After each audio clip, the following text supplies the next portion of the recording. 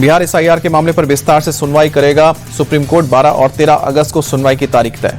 Court ने बहस के लिए याचिकाकर्ताओं को 1 दिन का वक्त दिया है। दूसरे दिन चुनाव आयोग की दलीलों को सुनेगा सुप्रीम कोर्ट। संसद परिसर में विपक्षी सांसदों का प्रदर्शन। एसआईआर के मुद्दे को लेकर सरकार को घेरा, जमकर नारेबाजी। ऑपरेशन सिंदूर पर चर्चा के बीच कांग्रेस के सांसद मनीष तिवारी का पोस्ट ट्वीट कर लिखा, भारत का रहने वाला हूं, भारत की बात सुनाता हूं। कांग्रेस वक्ताओं की लिस्ट में नहीं है मनीष तिवारी का नाम।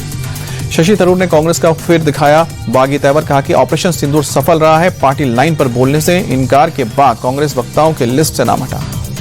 ऑपरेशन सिंदूर पर लोकसभा में आज भी चर्चा। पीएम मोदी आज शाम को 6 बजे ऑपरेशन सिंदूर पर सदन को कर सकते हैं संबोधित। राज्यसभा में भी आज होगी ऑपरेशन सिंदूर पर चर्चा। रक्षा मंत्री राजनाथ सिंह और विदेश मंत्री एस जयशंकर चर्चा में शामिल होंगे। राज्यसभा में चर्चा के लिए 16 घंटे का वक्त है। पूर्णिया से सांसद पप्पू यादव का विदेश मंत्री जयशंकर पर निशाना। बोले, विदेश मंत्री के पास इंडिया का विजन नहीं, विदेश मंत्री के पास बीजेपी आरएसएस का विजन।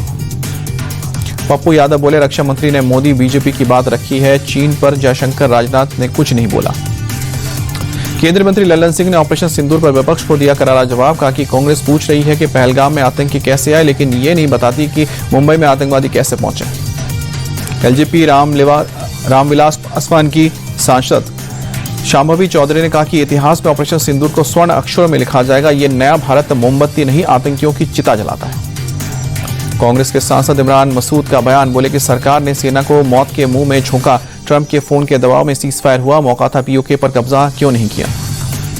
इमरान मसूद बोले, कल ही पहलगाम आतंकियों पर सवाल किया है, कल ही खबर आई है मास्टरमाइंड मारा गया। जम्मू कश्मीर के दाची गांव में नेशनल पार्क के पास सुरक्षा बलों और आतंकियों के बीच मुठभेड़। ऑपरेशन महादेव के तहत सुरक्षा बलों ने 3 आतंकियों को ढेर किया। सुरक्षा बल पिछले 90 दिन से आतंकवादियों के खिलाफ चला रहे थे ऑपरेशन महादेव। अनंतनाग और देचीगाम समेत 6 से 7 जगहों पर चल रहा है अभियान। ऑपरेशन महादेव को लेकर बड़ा खुलासा। चीनी सैटेलाइट फोन से सेना को मिली थी लोकेशन। आतंकी चीनी सैटेलाइट फोन अल्ट्रासेट का कर रहे थे इस्तेमाल। सैटेलाइट फोन को ऑन करते ही सेना को अलर्ट मिला था। नाइट विजन ड्रोन से की गई आतंकियों की तलाश। मारे गए आतंकियों में पहलगाम का गुनहगार भी शामिल।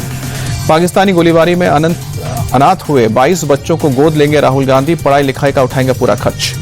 पाकिस्तानी हमले में मारे गए राजौरी के एडीडीसी प्रेम कुमार थापा के घर पहुंचे एलजी मनोज सिन्हा। प्रेम थापा की बेटी को नौकरी का आश्वासन।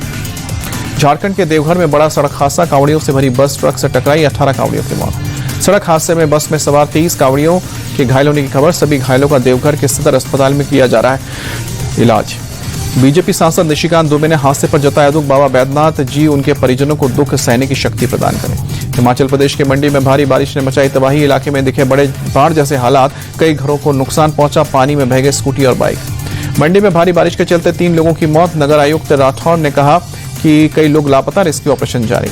दिल्ली के कई इलाकों में तेज बारिश। राजाजी मार्ग के इलाके में बारिश के चलते रफ्तार पर ब्रेक लगा।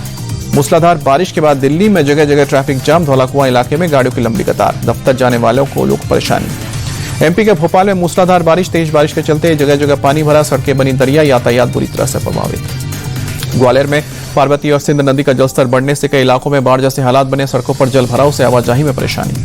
पटना में भारी बारिश के चलते हालात बिगड़े। सड़कें हुई जलमग्न। एसके पुरी इलाके में पानी भरा, परेशानी बढ़ी। ट्रैफिक हुआ स्लो। एमपी के विधानसभा में कांग्रेस का अनोखा प्रोटेस्ट। बेरोजगारी किसानों के मुद्दे पर विधायकों ने बीन बजाकर मोहन यादव सरकार के खिलाफ प्रदर्शन किया।